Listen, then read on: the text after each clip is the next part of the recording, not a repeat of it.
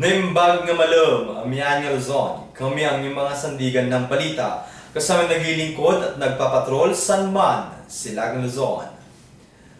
Muli na namang pinatunayan ng Department of Education o ng DepEd at ng Commission on Higher Education ng CHED na wala silang kinalaman sa Natural Nursing Board exam leakage noong nakaraang June 2006. At para sa mga karagdagang balita, nagpapatrol live mula sa PRC si Pia Gutierrez. Pia. Maraming salamat, Pia. Samantala, isang kinilalang Ruben Arevalo ang natagpuang patay sa number 341A, Upper Bonifacio Street, Baguio City, kahapon na madaling araw.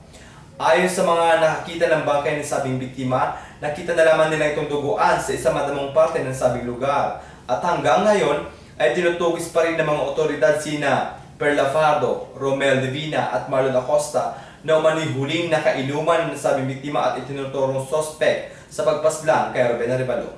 At yan ang mga huling kaganapan dito sa Baguio City. Michael Ahero, Patrol ng Pilipino.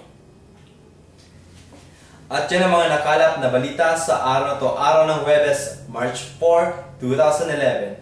Sa ngalan po ng aking mga partner na sina Pia Gutierrez at Dobby de Guzman, ako po si Michael Ahero. At ito ang TV Patrol Northern Luzon.